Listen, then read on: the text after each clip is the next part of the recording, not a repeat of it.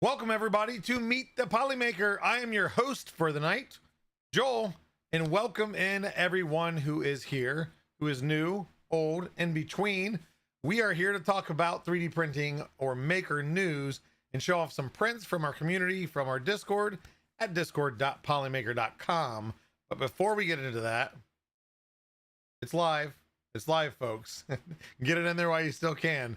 I'll give you the last chance at the end of the show to put the I am awesome in there one more time if you missed out, or for those latecomers. You know, maybe one of these days we're gonna kind of throw a wrench and like do the giveaway in the middle of the show. So for the ones that wait till the end and just join the last minute, we'll get them. Gotcha. But for right now, it is open. Go ahead and join by typing I am awesome. Still only Twitch. On this format, it's only Twitch that it works. So if you're over on YouTube, we greatly appreciate you coming over. But head over to Twitch, put it in there, and go back to YouTube. And actually, that reminded me to get my chat to multi-stream, so I can see everybody's comments. But with that said, we're gonna get into the news, so let's head on over to Hot and Headlines. And first up, we're going to talk about possible new tech. There's always leaks all over the internet of patents and design photos and leaks and this and that. Whether intentional or not, who's to say? This next one is going to be Bamboo Lab having a new design for a heat bed. Now that doesn't sound like much because, okay, well, it's a bed, it heats up. What could they actually do? But they're patenting what's considered a smarter heat bed design that combines insulation, auto bed leveling, heating elements, and thermal cutoff sensor all built into one streamlined unit. So there's a whole different design here where there's going to be channels for heat tubes or exhaust tubes. A two ring magnetic system where a stronger outer ring will hold the ends down to keep the bed from warping, while it's a little less stress in the center.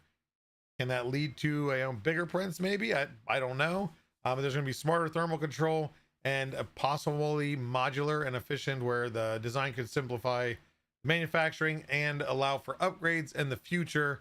And that's all speculation because, again, this is a leak. It's only going by what's really presented to them. This is the diagram. This was on, I think it was on 3D, or I'm sorry, what was it? I don't know. Search it. Search a bamboo heat bed. The source for the image itself is WIPO, which is, I believe, a patent office. But search it up if you want to see a little bit more. I think they had some more photos, a little bit more in-depth information if you're interested in seeing what might be coming in the future.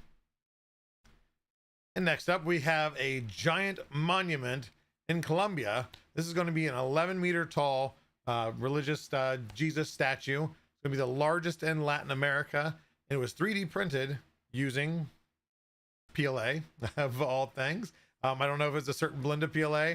It was created with 15 Creality machines, including K1 Max and their 3V3s. So they did a lot of printers to create, let me see what it was, 1,699 hollow segments that then were put together kind of like a puzzle piece.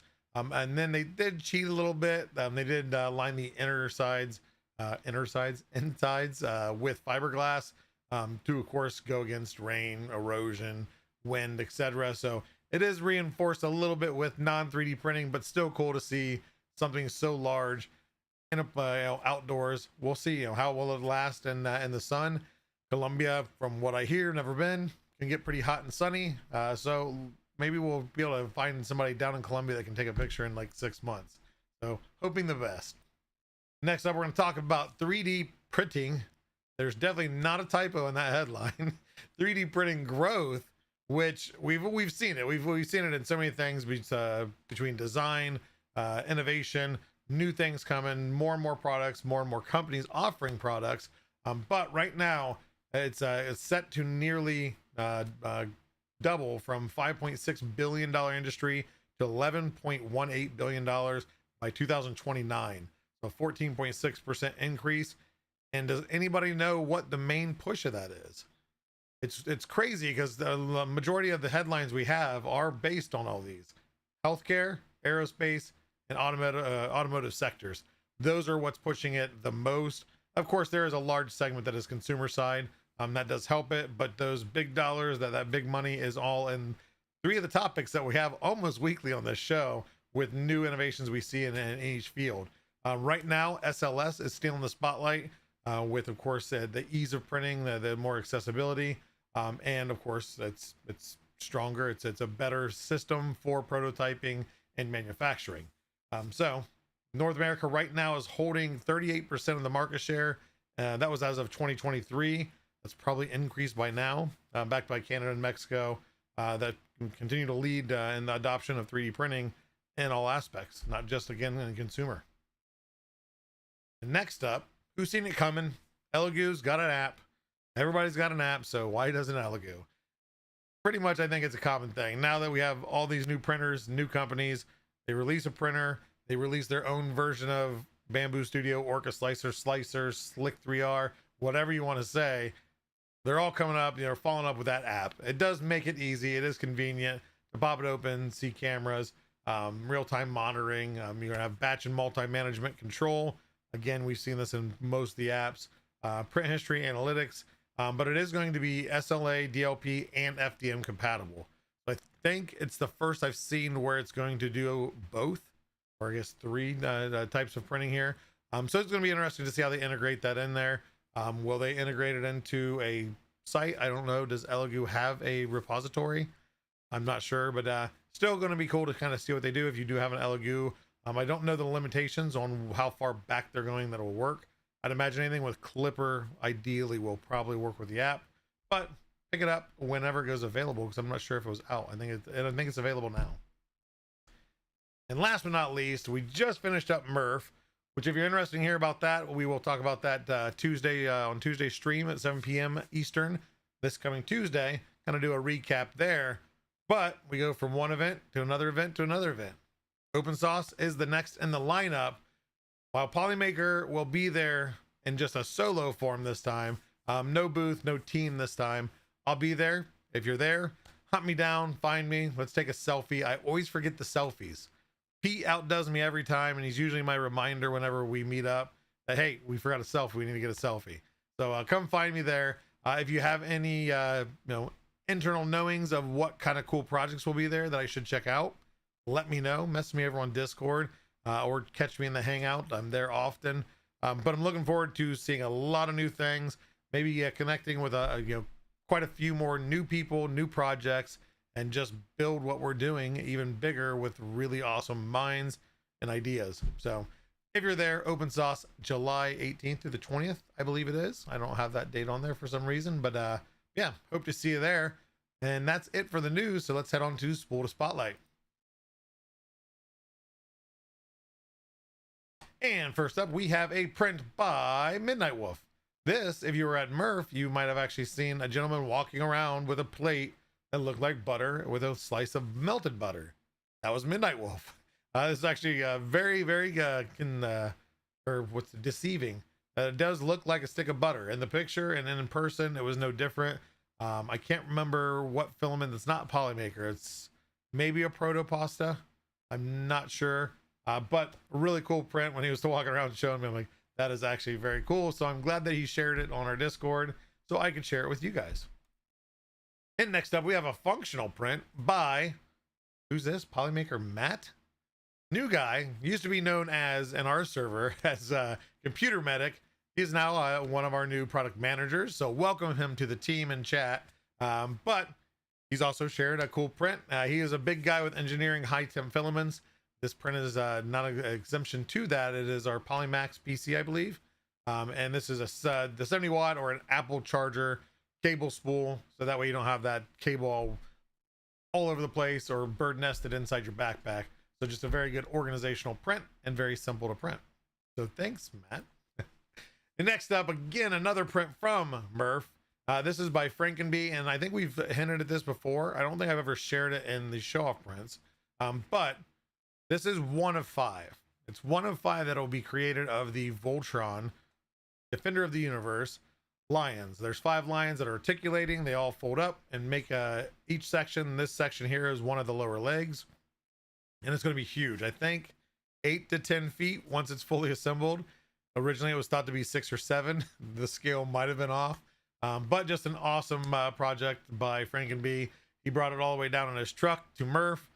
Next year, the logistics are going to be a little bit different with 5 of them, possibly in a finished format. So if you make it out to Murph, you might see this giant guy in full form. So thanks a lot for that print, and thanks for sharing it and bringing it to the booth. And next up, we have Bearded Printer, who has not only designed but has printed the floppy whale shark. This is available on Things. And I think I forgot to mention all that other stuff. The 3D workbench for the Voltron and the butter was by Disinterest on Maker World. So I don't know why I left those parts out. But you know, Bearded Printer and all his floppy goodness. There's also another floppy, there's a burger, which is going to be great for the 4th of July holiday. But check out his prints. They're always fun. You got a wearable beard. You got a non-edible cheeseburger. Lots of cool things from him. And last but not least, we've seen his prints. It's been a little bit, but here's another print from Prints with Chris. In the design is by PLA NPA, available on Patreon. And this is just Bowser Jr., or I think Chill Bowser Jr. I think everybody with a hoodie is Chill. If I'm wrong, I apologize. But just another awesome multicolor, larger print by Prints with Chris. So thank you all for sharing. If you have a print to share, the good, the bad, the ugly, discord.polymaker.com. You're going to find a channel there that's called Show Off Prints. Share what you got, and make sure to share links too, or where to find that model. Even if it's a paid for model, let people know where to find it. That way, if they want to print it themselves, you've done it, inspired them, and gave them the tools to do so. So thank you all for sharing. We're going to take a commercial break, and then we're going to be right back to meet our next maker.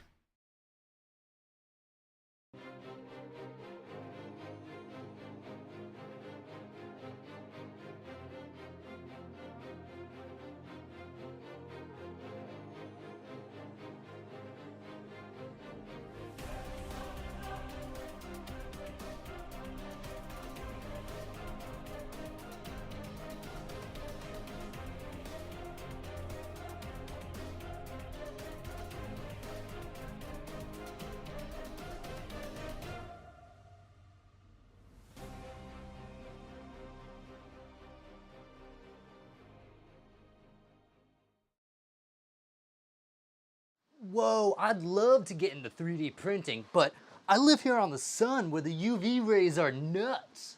Wait just one moment there, strapping young chap. Have you ever heard of Polymaker ASA? Polymaker ASA is UV resistant, so it is the perfect application for printing near or around the sun. No way, bro. Yes way, brosif. Here, try it out. Radical, man. If you need a weather-resistant material, make sure you check out Polymaker's ASA.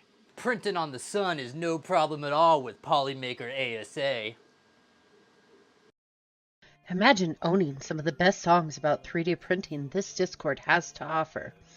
Polymaker presents 3D Printing Hits by Silverback and Little D, the best renditions of some of the greatest hits of all time. Hits like Hallelujah,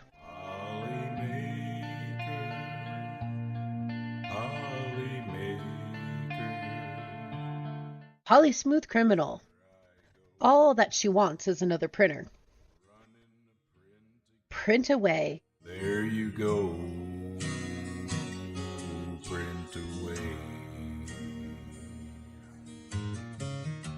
Still the TD1, All About That Bag, No Stabbies, and Polyman. It's a file tonight.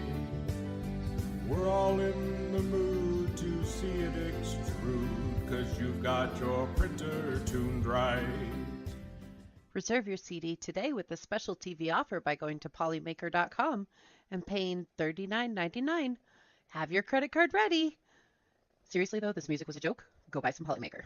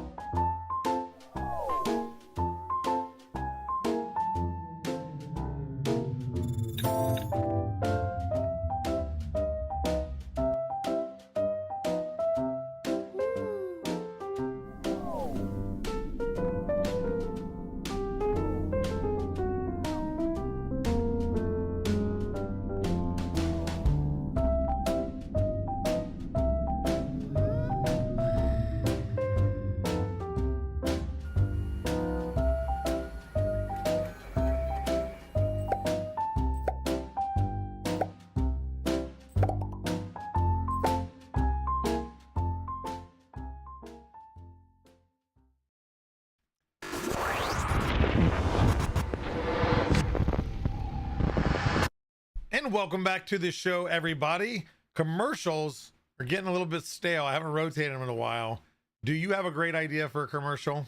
Because if you do, there's some channel rules in the commercial channel on our Discord. You can submit your own commercial and possibly be aired on the show. And if we do use it, get $100 in Polymaker filaments. So get those ideas spinning. A lot of times if you notice on ours, we like the spoof commercials, just the silly, but kind of has a purpose to it to an extent, but just anything catchy. So definitely check those out. If you have any questions, feel free to message me on Discord. But we're not here for commercials because those were just now.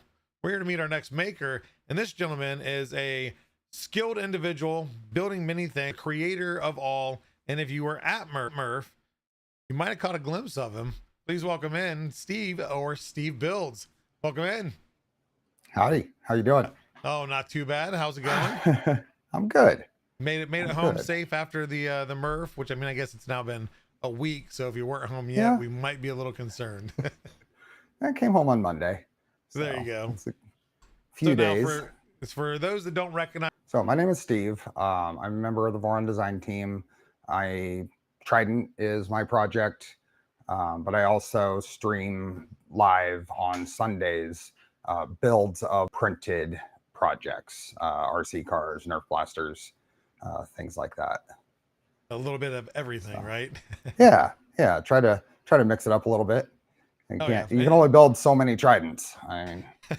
This is true, but still I see people building more and more and just adding to their fleet. And I've got a handful of printers, but where they put these and then still have the room to work on even more, I have no idea, but props to them. Exactly.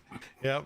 But it's always nice to see them at the events. We'll go back a little bit though for 3D printing itself. Obviously you didn't get your start on a Trident because it hadn't been designed yet. So what was your first printer and what really got you started into 3D printing? I feel like I'm relatively late to 3D printing compared to some of the folks I've interacted with, but I bought my first 3D printer in the summer of 2017. I was just coming back from a major project at work and looking for something to spend my time on. And 3D printing was getting more and more interesting. When you look at example prints, more often than not, they were pretty good looking. So I ended up shopping around. I looked at the Monoprice Mini, and ended up settling on a original CR10. So the 300 millimeter build volume. And is that what attracted you to the CR10? Was just the size? Yeah. The Monoprice Mini, I think, is 120 millimeters or whatever. It's V0 size, but open air, floating or cantilever gantry. Yep. So I think it made a little more sense dollar wise. I think the CR10 was like $600 and the Mini was $400 or something. So I felt like I could do more with with quite a bit bigger printer. Oh yeah. And that's just crazy. Like the prices that we're talking about is, compared to now and what we get for that price compared to what we got for that price back then is even like you said, I'm also not one that's been in it super long. I think 7 years ish. And yeah, just the, how people got into it for more expensive and even more frustrating printers. Props to them because I think they kind of help pave the way and keep it a consumer focused section at least. I was exposed to 3D printing quite a bit. There's a automotive show in Vegas every year, SEMA. I used to go to every year. So you get a little bit of a glimpse at what's possible in that. But then looking at things you could buy at home, it just, for some reason, I really don't know why, but it didn't end up appealing to me. My existing tools in the shop were more appealing to use. So now, once you started getting into the printing and everything, how long did it take to start getting into, I guess what was your segue getting involved with Voron? Was it something you were looking to do, or just kind of happened? It just kind of happened. I was working CR10s right away. I started designing things like camera mounts, started learning Fusion, getting some help from a friend on some basic concepts of using Fusion. Things like that. I ended up pre-ordering one of the Prusa Mark IIIs when they went on pre-order that summer Yes, or that fall, the fall of 2017. I pre-ordered one of those, and then I mean, as we do, you can never have just one. You can never have just two. That rabbit hole. So I realized that a friend at work was into 3D printing as well, and the Hypercube Evolution was an interesting design at the time. So we both planned and ordered a bunch of parts, and I took a deep dive into modifying parts for the Hypercube Evolution. I didn't like that it used heat sets. It used the wrong kind of heat sets, so it was better to use captured nuts anyway. I redesigned all the parts to use those. I really got into designing for 3D printing at that point. No supports type stuff. Everything I was doing, I felt like it for my skill level. I was